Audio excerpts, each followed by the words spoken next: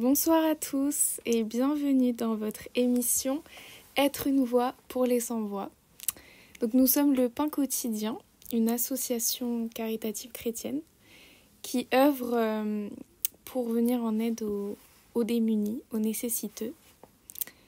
Et donc durant cette émission, nous nous sommes réunis pour vous parler de la vision de cette association, donc comment elle est née, pourquoi nous faisons cette œuvre et nos projets futurs et notre but. Donc d'abord, on peut prendre un passage dans la parole 1 Corinthiens 13. Or maintenant, ces 3 choses demeurent, la foi, l'espérance et l'amour, mais la plus grande des 3, c'est l'amour. Et donc ce verset nous guide dans cette vision à travers les œuvres que nous faisons dans le monde. Notre motivation, c'est notre foi, c'est la parole. Et c'était important de rappeler que chacun à son échelle, nous pouvons aider notre prochain. Il faut pas forcément attendre d'avoir une vision, de recevoir une parole du Seigneur ou quelque chose de très fou, on va dire extraordinaire. Mais en fait, quand on est chrétien, ça devient normal, c'est naturel d'aider notre prochain. Et donc voilà, qui que vous soyez, vous pouvez aider et donner ce que vous avez reçu. Et ce qu'on reçoit avant tout quand on est chrétien, c'est la parole. Vous pouvez parler du Seigneur, annoncer l'évangile. Et ça, c'est la plus grande des richesses que vous pouvez donner à votre prochain. Et donc voilà, on voulait vraiment vous encourager, vous aussi, à parler de la parole. Et bien sûr, vous pouvez aussi donner des biens matériels. C'est important parce qu'il y a des besoins. On a quand même un corps physique aussi. On a des besoins de s'habiller. On a besoin de manger pour vivre. Et quand on est chrétien, encore une fois, si on voit notre prochain qui a faim et que nous avons de quoi manger, c'est normal de pouvoir lui donner aussi, de partager. Donc déjà, est-ce que vous avez des choses à partager par rapport à ce verset ? Peut-être vous avez un verset aussi à partager. On peut prendre le passage de Luc 10 au verset 25, à partir du verset 25. « Et voici, un certain docteur de la Torah s'étant levé pour l'éprouver, lui dit, « Docteur, que dois-je faire pour avoir la vie éternelle ?» Et il lui dit, « Qu'est-il écrit dans la Torah ? Comment lis-tu » Et répondant, il dit, « Tu aimeras le Seigneur ton Elohim de tout ton cœur, de toute ton âme et de toute ta force et de toute ta pensée, et ton prochain comme toi-même. » Verset 28, et il lui dit, « Tu as bien répondu, fais cela et tu vivras. » On voit là que le Seigneur, il rappelle la base en fait de la Torah, les versets phares en fait qui doivent conduire tout enfant d'Élohim. Le premier, tu aimeras le Seigneur ton Elohim de tout ton cœur, de toute ton âme et de toute ta force et de toute ta pensée. Et ça, c'est déjà la première chose. Tu aimeras ton Elohim. Donc ça, je pense que la plupart, on a bien ça en tête, qu'il faut vraiment aimer le Seigneur et on comprend pourquoi, on sait pourquoi. Maintenant, cette deuxième partie, et ton prochain comme toi-même, c'est aussi une autre base que toute personne, tout enfant d'Elohim doit avoir. Et ton prochain, du coup, tu dois l'aimer comme toi-même. C'est pas tu dois y penser ou t'en occuper un petit peu, c'est tu dois l'aimer comme toi-même. Et ça, c'est quelque chose qu'on doit vraiment considérer, qu'on oublie parfois dans le quotidien. en fait.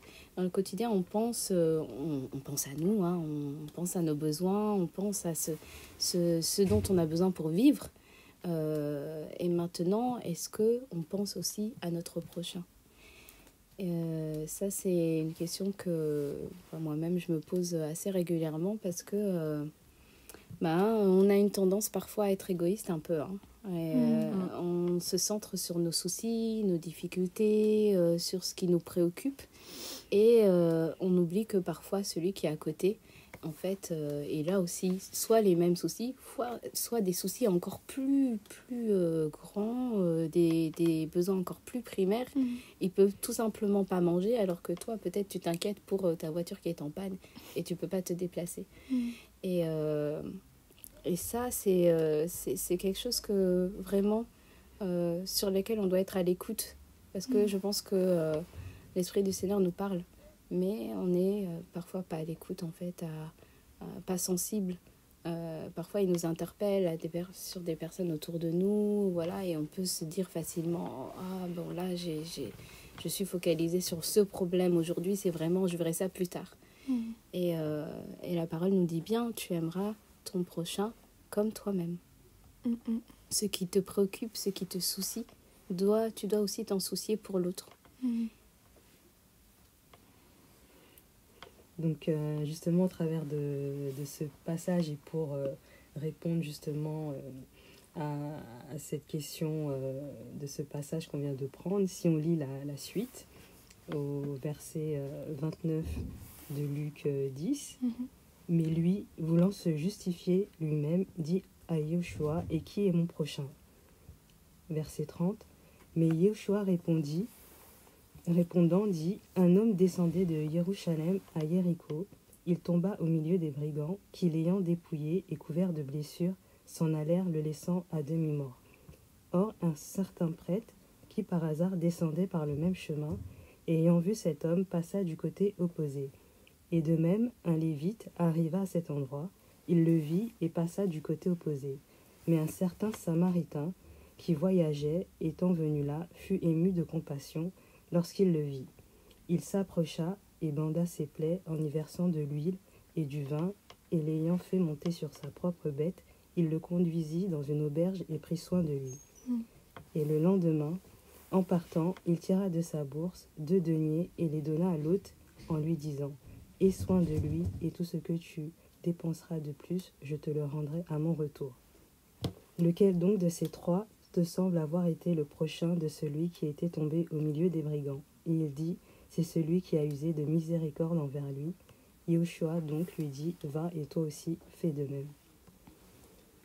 Donc voilà, donc dans ce passage, on peut voir l'histoire du Samaritain qui lui, il a eu ce cœur-là de subvenir aux besoins de son prochain, de cette personne justement qui était dans cet état de faiblesse.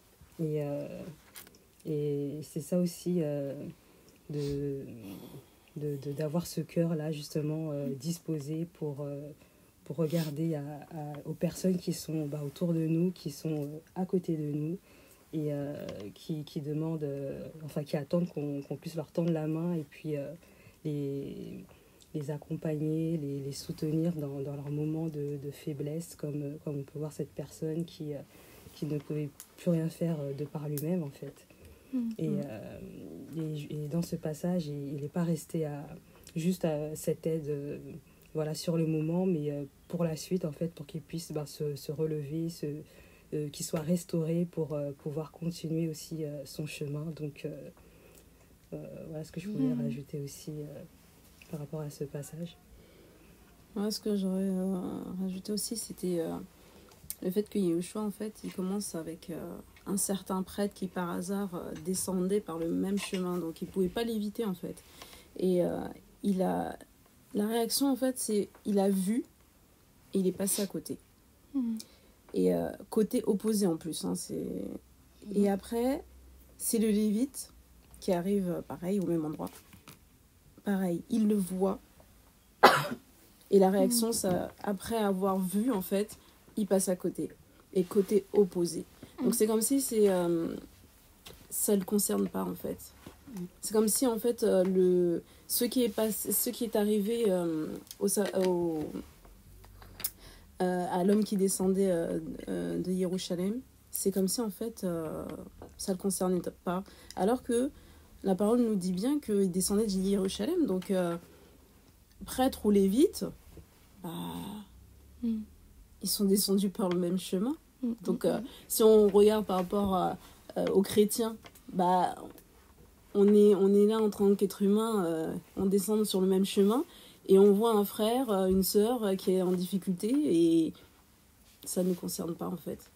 On préfère passer à côté. On voit les choses, on voit bien, oui, on a constaté, on constate, oui, mais on passe à côté.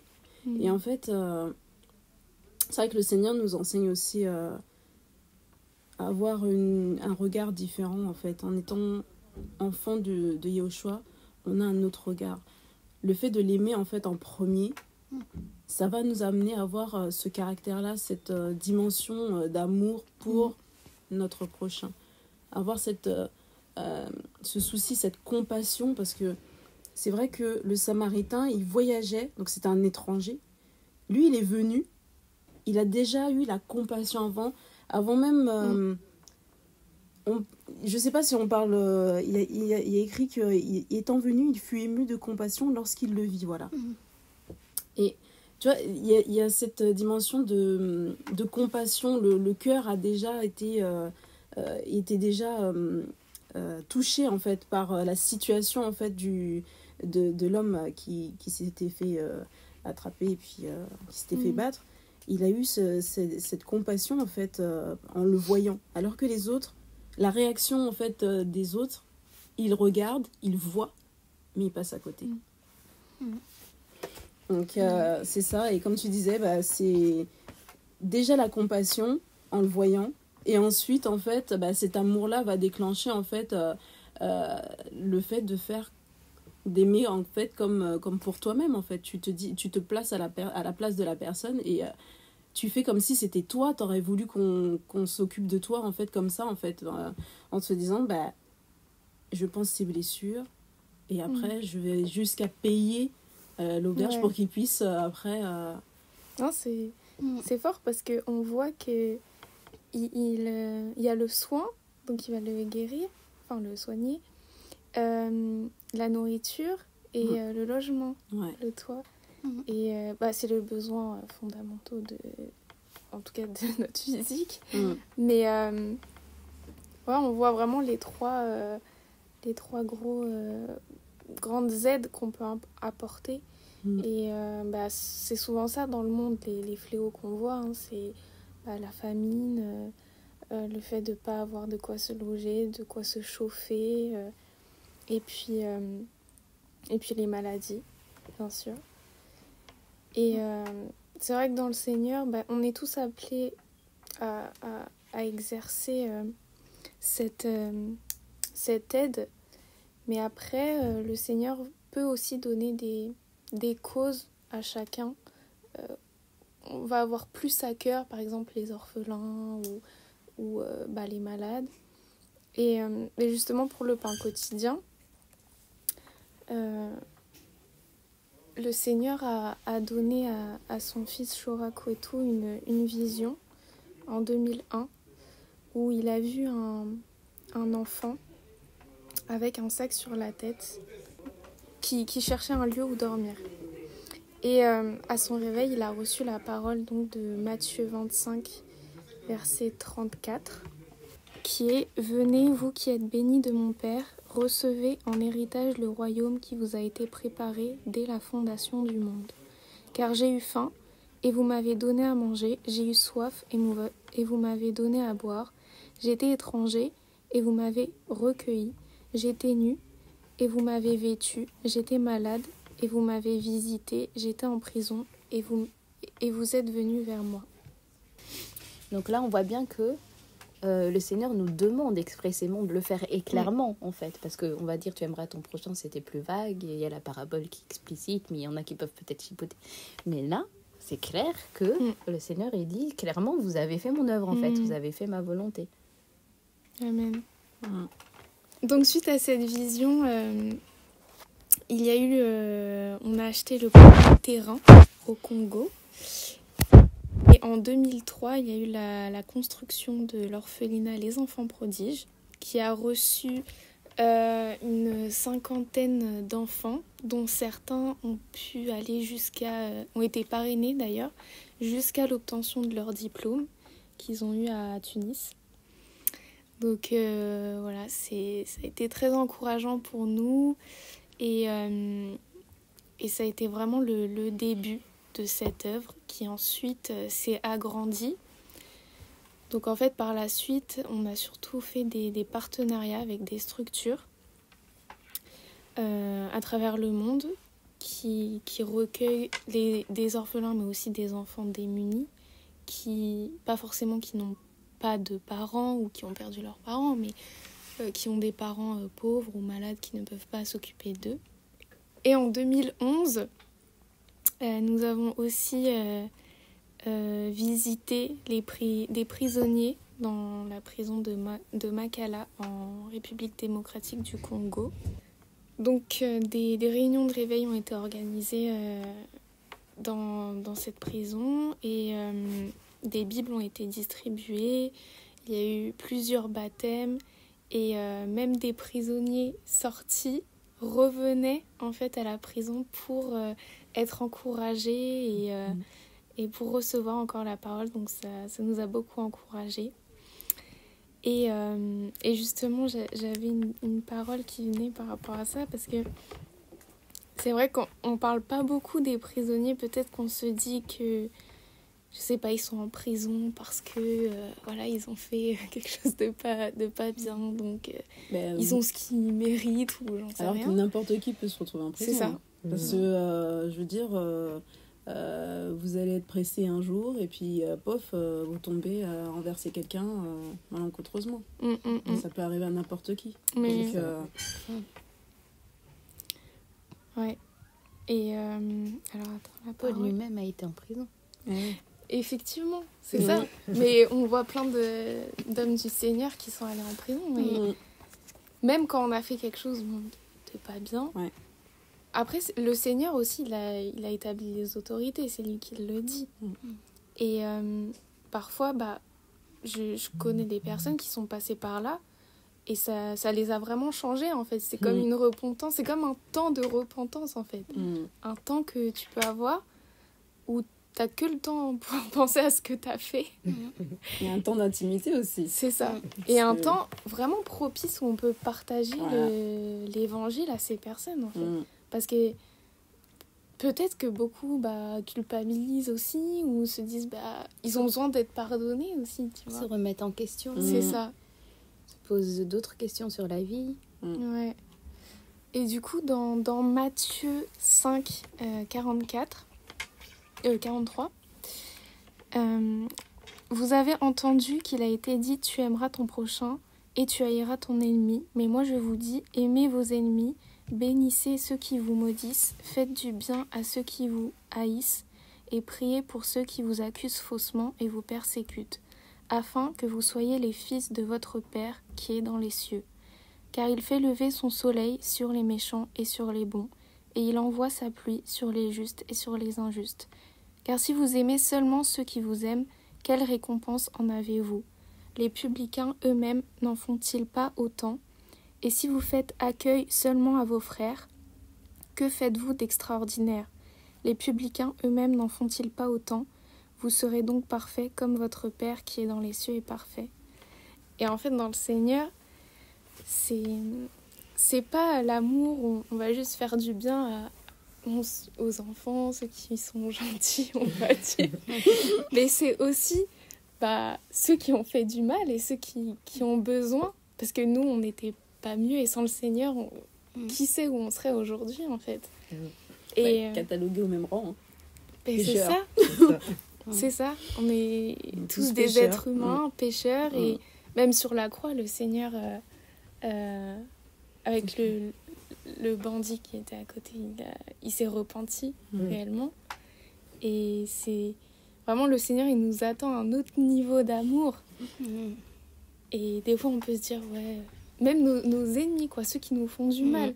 Comme Stéphanos qui disait ne tient pas compte de ce qu'ils font quand on le lapidait, quoi. C'est un niveau d'amour. C'est ça. On se dit, mais c'est la base, quoi. Et c'est vraiment ça qui fait qu'on est les enfants du Seigneur, en fait. C'est ça qui... Parce qu'on voit les autres. Bon, il y a aussi plein de comment dire, d'associations qui aident ceux qui ont besoin, mais si nous aussi on aide nos ennemis, ceux qui nous haïssent, ceux qui nous persécutent, c'est là où on va faire la différence. C'est ça.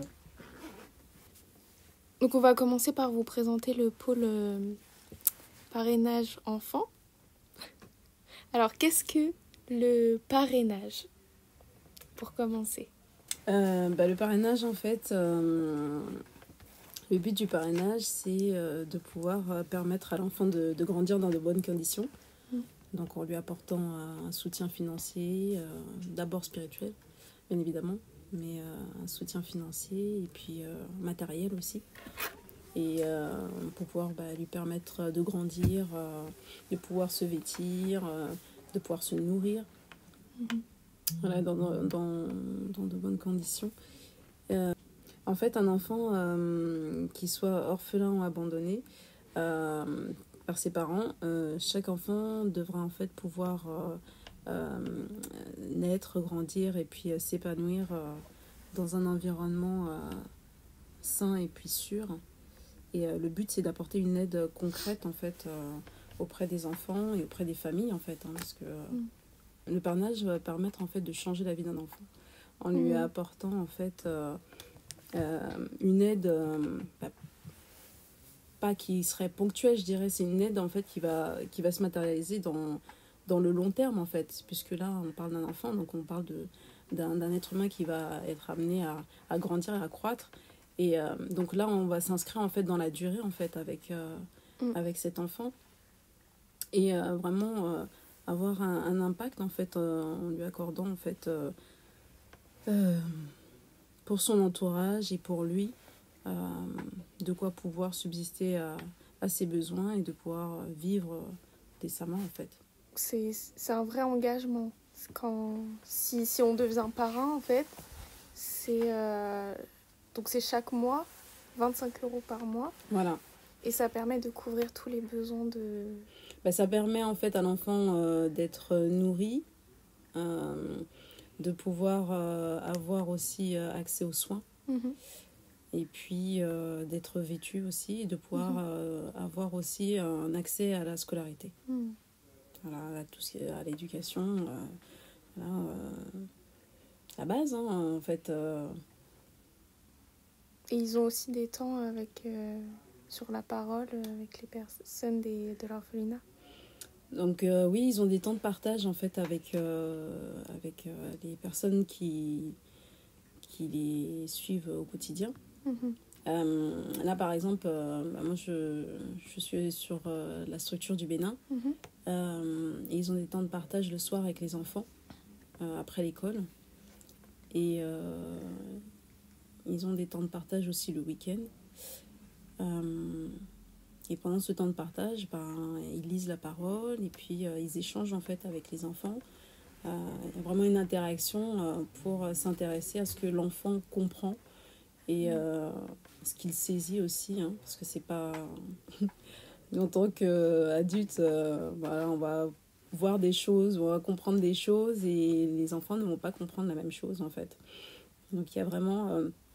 cette interaction-là avec les enfants pour leur apporter avec leur langage et puis pour qu'ils puissent comprendre en fait ce que le Seigneur a fait pour nous et puis voilà.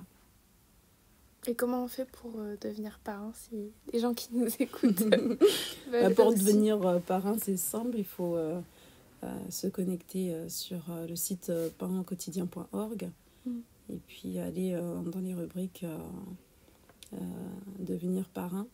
Et puis remplir un formulaire en s'inscrivant. On remplit ses coordonnées, voilà, si on veut être parrain d'un enfant ou parrainage projet. Et voilà, on suit juste la trame et puis on valide. Et puis après, une fois que le formulaire est saisi et qu'il est réceptionné, le parrain est en attente. On voit en fonction des enfants qui sont sur les structures les besoins. Et puis on affecte le parrain sur la structure, enfin sur l'enfant de la structure. On travaille notamment sur des projets pour les amener aussi dans cette autonomie-là, afin qu'ils ne soient plus dépendants aussi des dons et qu'ils puissent aller de l'avant en fait. Donc c'est d'abord la parole, ensuite effectivement les soutiens financiers, etc. Et puis les amener en fait au décollage à aller plus loin, quoi. Donc pour rebondir sur ce que tu dis, en effet, quand on a pris le passage du Samaritain, où on a vu le Samaritain qui, le lendemain, est parti, en laissant 2 deniers pour continuer à ce que l'autre puisse subvenir aux besoins du blessé, c'est que le Samaritain est parti et il a continué son chemin, en fait. Et justement, l'idée, c'est de permettre aux personnes qui sont soutenues dans les différentes structures de les accompagner un temps et qu'ils puissent retrouver aussi leur chemin et continuer leur route. Alors le but principal du pôle projet, c'est vraiment d'accompagner des structures de personnes démunies, que ce soit les enfants, des adultes, peu importe. Et notre but, ce n'est pas de venir avec nos propres projets à nous, mais vraiment d'accompagner ce qu'ils ont déjà. Parce que souvent, ils ont déjà des projets à cœur, ils ont déjà ils connaissent le terrain, là où ils sont, ils savent ce qui peut marcher. Et du coup, notre but, c'est vraiment de les accompagner de ce côté-là, tout d'abord spirituellement, mais aussi leur donner des conseils, les encourager, parce que des fois, c'est simplement un encouragement qui manque. Et toutes ces choses-là pour les aider à être le plus autonome possible. Puisque, comme le disait notre sœur pour le parrainage, ce n'est pas de pouvoir à vie rendre dépendants les structures, les personnes qu'on accompagne, mais c'est vraiment de temporairement les accompagner, les aider, les soutenir et à plus long terme pouvoir les rendre autonomes de sorte qu'ils n'aient plus besoin de nous. Ce serait vraiment notre but. Alors du coup, je voulais savoir, quand vous accompagnez une structure, par exemple sur un projet, alors est-ce que déjà vous avez eu un cas concret où il y a une structure qui a un projet concret et vous avez pu l'aider par rapport à ça? Alors, on a pu accompagner trois structures, 3 centres d'accueil ou orphelinats. Et en fait, il y en a qui ont leur projet en tête et qui n'en débordent pas, qui veulent vraiment fonctionner comme ils veulent. Et même si ça n'avance pas, du coup, qui ne prennent pas forcément en compte ces conseils-là. Donc dans ce cas-là, on voit qu'on ne sert plus à rien et on laisse la personne continuer. Et il y a une structure pour laquelle ils avaient plusieurs projets à cœur. La couture, l'agriculture, et en fait ils avaient surtout besoin d'être encouragés en fait, et qu'on soit là à leur côté, qu'ils avancent. Et ils ont fait par exemple le pas de lancer des formations couture pour les orphelins qui étaient internes, mais aussi pour des personnes extérieures, ce qui permet d'avoir des petites subventions. Voilà, c'était ça essentiellement pour ce projet-là. Et puis il y a un autre orphelinat Pour donner un exemple par rapport à justement l'accompagnement dans leur projet, il y a une des structures, un orphelinat, qui fabriquait leur propre savon pour aussi bien leurs besoins pour les enfants, leur hygiène, et puis pour une partie pour la vente. Et cette vente permettait, par rapport aux finances, de subvenir à leurs besoins aussi. Et on s'est aperçu qu'ils utilisaient une machine pour fabriquer leur savon et que c'était un technicien qui préparait leur savon. Mais cette machine, malheureusement, était tombée en panne. Et du coup, comme nous, au sein du pôle projet, on s'était formé par rapport à la fabrication de savon artisanal. Donc ça s'appelle la saponification à froid. Et du coup, lorsqu'on s'est aperçu qu'ils étaient à l'arrêt par rapport à ces fabrications de savon, on leur a partagé comment ils pouvaient continuer leur savon de manière manuelle, en fait, sans avoir à avoir la machine. Et du coup, on a partagé notre connaissance et de là, ils ont pu voir qu'ils pouvaient continuer à faire leur fabrication pour continuer à vendre et à avoir des ressources pour les besoins de la structure, des enfants. Et par là, on a pu constater qu'ils étaient juste déjà autonomes sur certaines activités, mais qu'ils avaient besoin de savoir comment ils pouvaient continuer par rapport à des manquements. Et donc, c'est un exemple d'accompagnement qu'on a pu faire au travers d'une structure au Congo, Kinshasa, pour en citer une. Et du coup, vous gardez un lien avec ces personnes ou après avoir donné les conseils ou les matériaux pour faire leur projet, ou voilà, en fait, vous donnez les conseils, vous donnez le matériel et puis après, vous les laissez finalement... Ce sont des structures qu'on a eu à suivre sur quelques mois, sur 3 mois environ, vraiment. Un suivi de près sur 3 mois. Pour certaines d'entre elles, on les avait déjà connues 1 an auparavant. Donc on avait déjà eu contact avec elles. Mais vraiment, le suivi s'est fait vraiment sur 3 mois. Et à partir du moment où une a commencé à être un peu autonome, en fait, en fonction de chacune des structures, on a vu à quel moment on pouvait maintenant les laisser voler de leurs propres ailes. Donc dans le suivi des choses, on prendra contact, enfin on a leur contact, donc ils nous donnent des nouvelles de temps en temps, mais on n'est plus dans l'accompagnement. Là, on passe à d'autres structures. Par exemple, là, on se tourne vers la Colombie et ça va être notre point essentiel de travail. Le but étant d'aider vraiment de manière ponctuelle, donner un coup de pouce, un tremplin, et puis quand ils sont lancés, on les laisse. D'accord.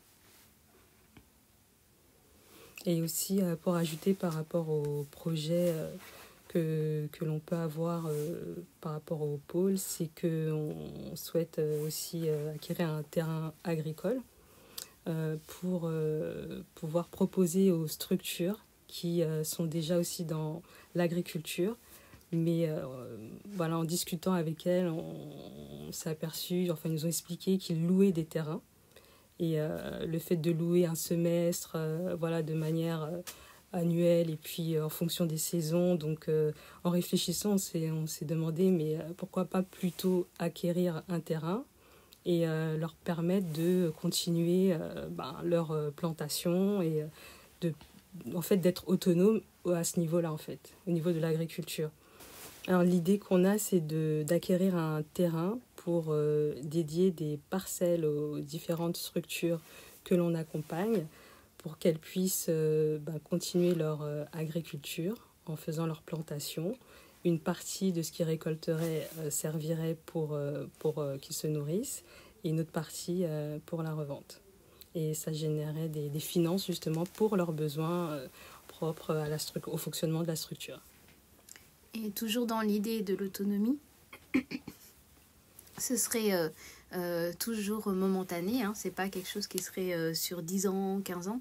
C'est vraiment peut-être sur 2 ou 3 ans de leur dire voilà, vous avez 2 ou 3 ans pour faire fructifier, pour mettre de l'argent de côté, pour en fait c'est les accompagner pendant tout ce temps qu'elles mettent de l'argent de côté et qu'elles puissent éventuellement réinvestir dans autre chose. Ouais. Voilà, c'est ça en gros. Alors, comment est née la vision d'accompagner les structures ? Alors, c'est une très bonne question. On peut se demander d'où vient cette évolution. Alors, en fait, à l'origine, on était le grenier solidaire qui est sorti du pain quotidien. Et l'activité principale du grenier solidaire, c'était une épicerie solidaire. Et donc, à partir de cette épicerie solidaire, il y avait toute une panoplie d'activités annexes qui servaient notamment à accompagner nos bénéficiaires. Alors, le principe d'une épicerie solidaire, c'est de donner des denrées alimentaires à des familles qui sont dans le besoin. Et on s'est aperçu que ça ne suffisait pas de simplement donner de la nourriture, qu'il fallait vraiment les accompagner pour qu'elles puissent sortir de leur situation. Puisque donner de la nourriture toutes les semaines, c'est de l'assistanat, ce n'est pas mauvais, mais le but quand même, c'est que ces personnes puissent sortir de leur situation et de cibler aussi quel est le problème, parce que des fois le problème est autre, c'est pas simplement ils n'ont pas les moyens d'acheter, mais c'est qu'il y a d'autres soucis en fait. Des soucis qui peuvent être financiers, qui peuvent être au niveau des papiers, qui peuvent être simplement faire de la recherche d'emploi, qui n'arrivent pas à faire de la recherche d'emploi, qui n'ont pas la bonne méthode. Il y a différents soucis en fait. Et du coup, on a été amené à accompagner ces familles, de faire des bilans régulièrement. Tous les 3 mois, on faisait un point avec elles pour savoir comment ça avançait, comment ça allait. Et pareil, c'était un accompagnement temporaire qui se limitait à 6 mois, 1 an. Mais c'était pas, le but, c'était pas d'accompagner pendant des années une famille. Et donc déjà, là, il y avait cette notion d'amener les familles à l'autonomie, d'amener à ce qu'elles puissent se débrouiller toutes seules et de ne pas les assister tout le temps, en fait. Voilà, il y avait déjà une première notion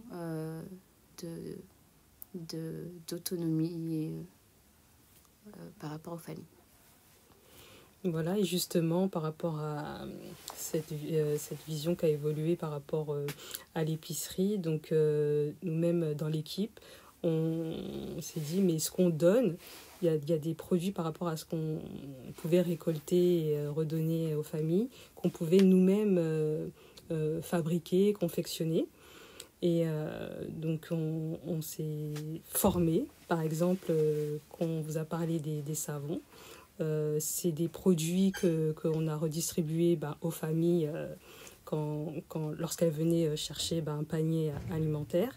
Et l'idée, c'est de pouvoir soi-même produire les produits dont on a besoin au quotidien.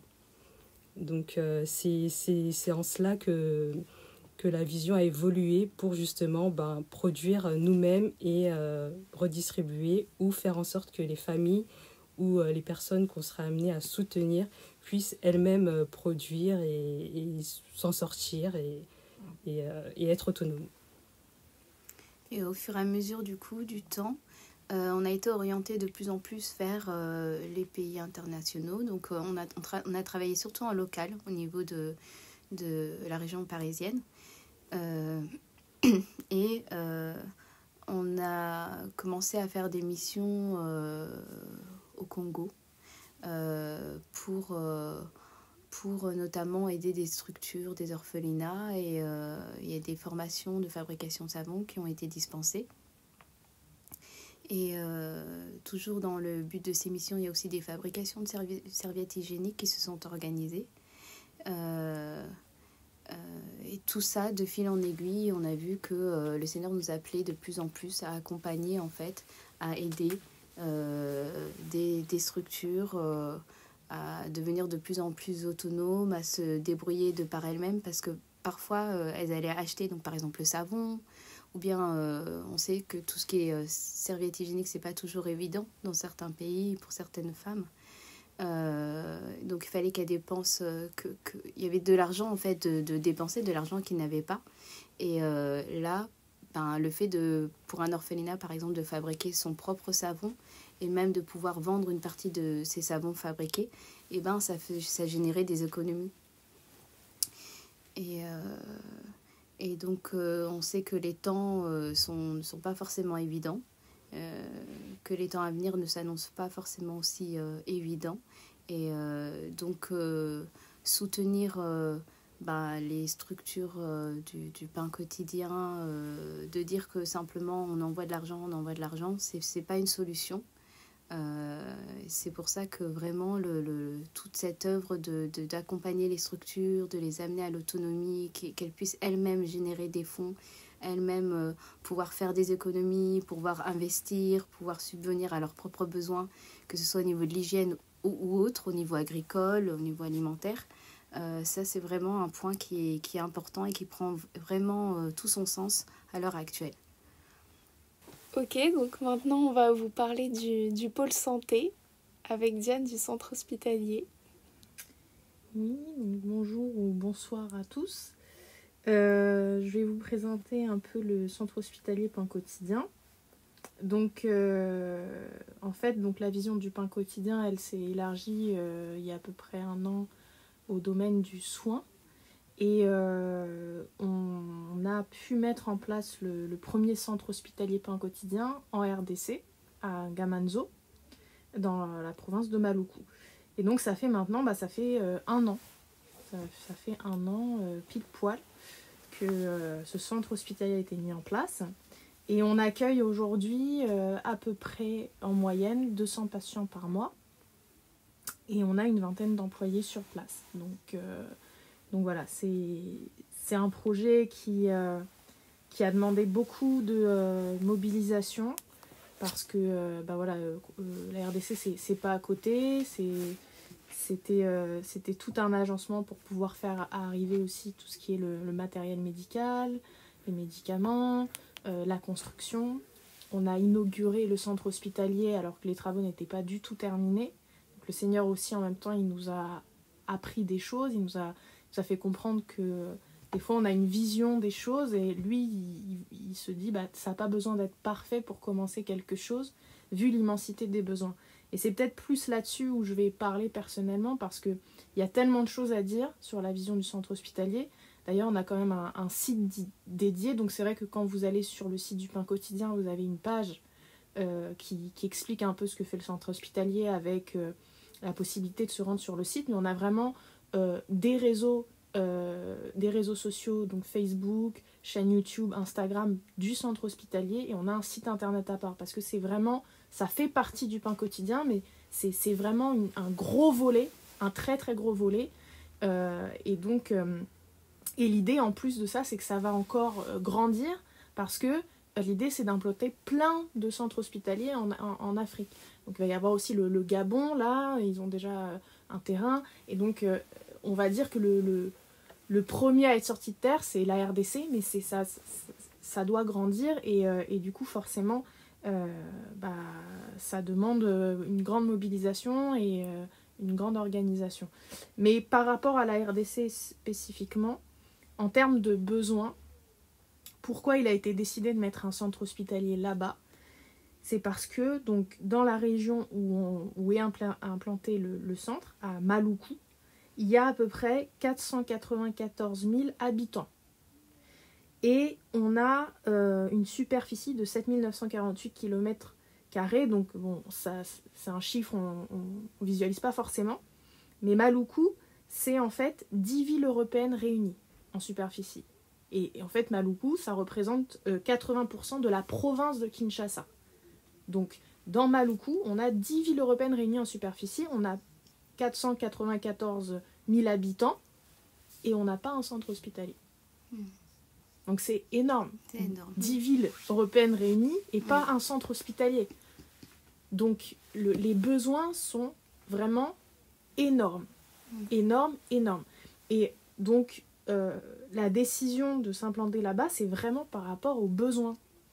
Et forcément que ce qu'on a mis en place, ça ne peut pas répondre à tous les besoins, justement, mais c'est un premier pas et aussi c'est un modèle qu'on veut instaurer. Parce que là-bas, la gratuité du soin n'existe pas. Les soins ne sont pas remboursés. Et en plus de ça, voilà, c'est même très difficile de faire quelque chose. Je veux dire, l'État ne facilite pas en fait la mise en place de ces choses-là par des personnes étrangères qui veulent aussi aider en fait. Donc c'était vraiment un combat, ça l'est toujours, mais ça a pu vraiment émerger par la grâce du Seigneur. Vraiment, vraiment c'est le Seigneur. Et aujourd'hui, bon, les travaux sont pas complètement finis, mais la grande partie a été faite, et surtout les gros travaux. On a pu mettre en place un forage. Donc on parlait justement d'autosuffisance. Donc on a pensé le centre hospitalier en autosuffisance pour pas qu'il y ait les charges de l'électricité, de l'eau à payer chaque mois. Donc là il y a le forage, donc ils ont leur source d'eau qui en plus est partagée même avec les villageois. Donc voilà, on est encore dans la notion de partage, de gratuité. Et on a aussi le groupe électrogène. Donc c'est un don qui a été fait, qui a été envoyé par conteneur. Et ça permet voilà, de fournir l'électricité à tout le centre hospitalier. Et donc, on limite au maximum les charges et on limite la dépendance. Parce que le problème dans ces pays-là, c'est que les infrastructures que nous, on a, voilà, on a une coupure d'électricité une fois dans l'année. Là-bas, c'est très fréquent. Pareil, l'eau, c'est très fréquent. Même, j'ai envie de dire, ce sera certain qu'on n'aura pas d'eau à des moments si on n'a pas voilà, son propre forage, etc. Et donc, quand on est en plus dans le domaine du soin, on ne peut pas se le permettre. Donc, il fallait vraiment qu'on pense la chose de manière à se dire, on n'a pas besoin, finalement, du gouvernement, et on essaye de faire au maximum des choses pour ne pas avoir besoin d'aide voilà, d'aide annexe. Et donc, c'est comme ça qu'il a été pensé. Donc voilà, donc par rapport à l'autosuffisance, c'est vrai que c'est un point sur lequel on y a aussi réfléchi parce que je pense que dans ces pays-là, c'est encore plus important. Et il faut vraiment, faut vraiment réfléchir les choses comme ça, en fait. Faut vraiment penser qu'est-ce qu'on peut faire pour ne pas dépendre au maximum de l'État et des autres, en fait. Et c'est un aparté, du coup, mais...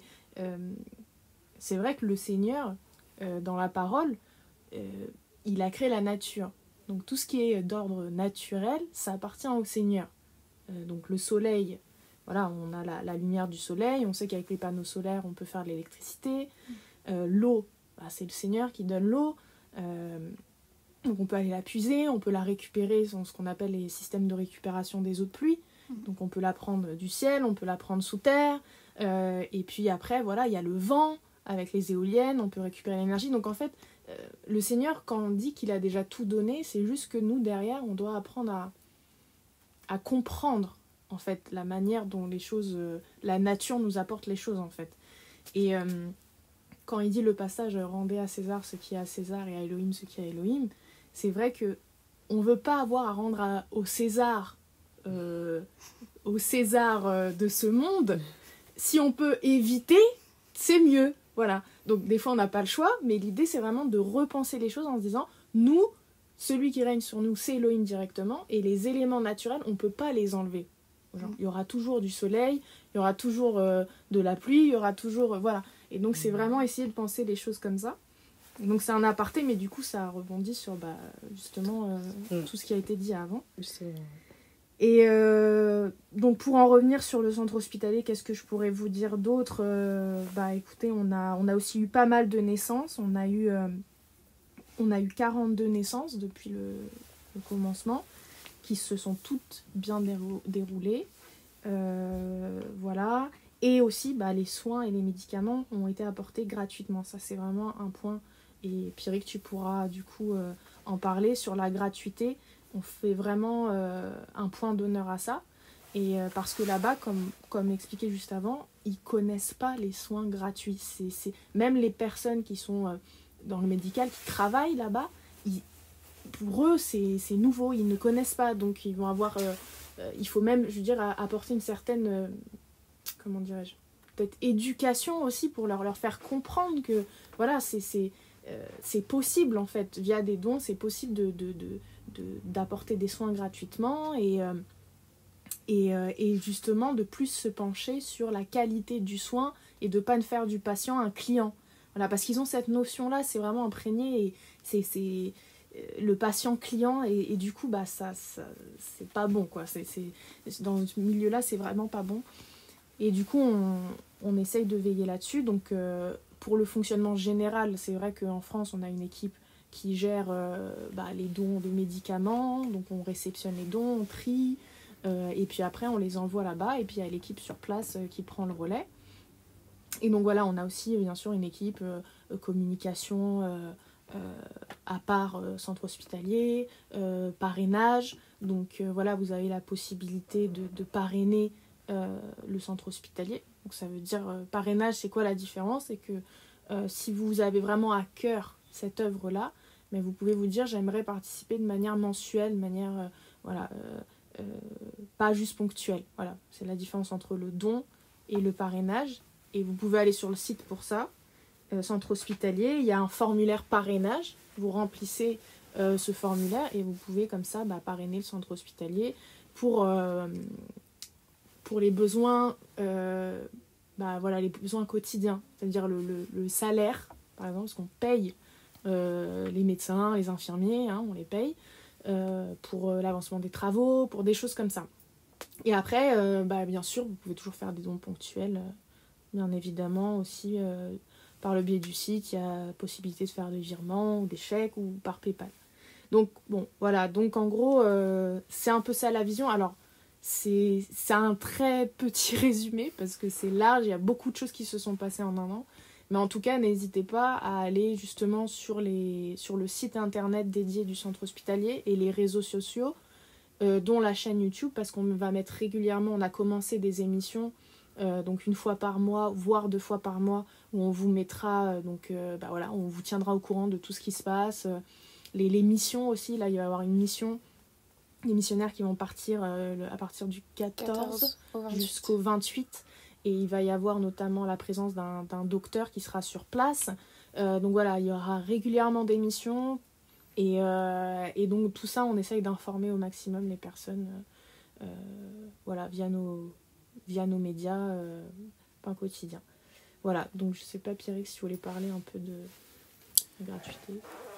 Oui, moi je voulais vraiment rebondir sur ce qui a été dit, parce que l'objectif du Pain Quotidien, du centre hospitalier Pain Quotidien, c'était vraiment d'emmener en Afrique, en particulier au Congo, donc cette notion de la gratuité qui n'existe pas. Parce que c'est vrai que lorsqu'on fait des recherches, on se rend compte qu'on est vraiment bien loti en France et on a vraiment cette chance, cette grâce de pouvoir aujourd'hui aller à l'hôpital et voir ses soins être pris en charge par l'État.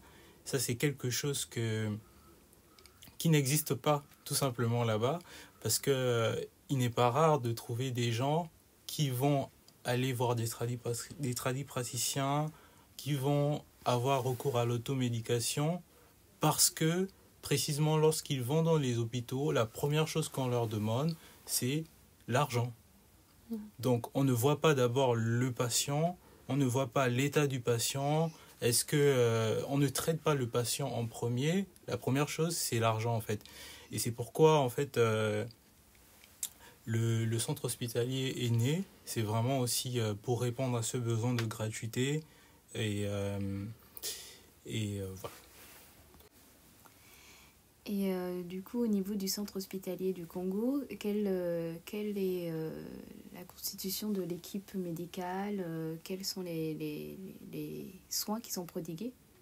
Alors l'équipe, elle est composée de plusieurs médecins, de plusieurs infirmiers et infirmières, et il y a aussi une sage-femme.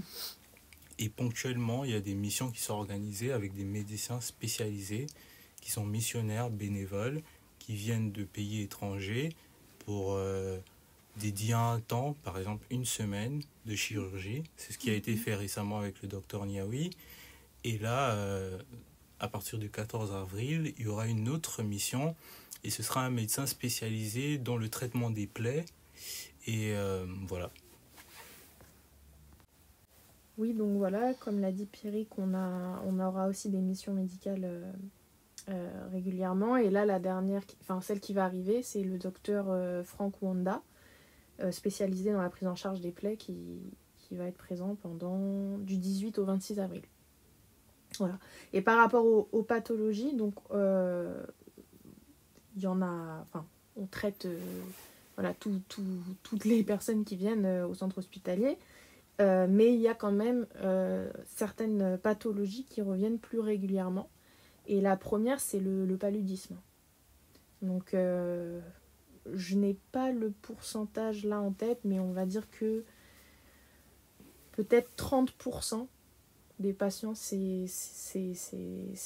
viennent au CH à cause du paludisme. Après, on a les parasitoses intestinales et après, on a tout ce qui est infection urogénitale. Donc ça, c'est vraiment les trois maladies les plus fréquemment rencontrées au centre hospitalier. D'ailleurs, il y a sur la chaîne du centre hospitalier une émission qui est en train de se faire aujourd'hui d'ailleurs, au moment où je vous parle, par rapport aux maladies tropicales.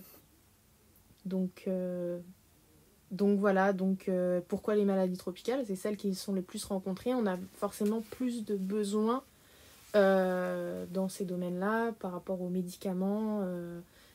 Voilà, même si on prend de tout, parce que clairement les besoins sont très larges. Et comme j'ai dit, vu que la vision est amenée à grandir et que on aura d'autres centres hospitaliers qui auront besoin de médicaments, on prend tous les médicaments, mais en particulier tout ce qui touche aux maladies tropicales ou le paludisme, les parasitoses intestinales, etc. C'est très apprécié de recevoir des médicaments.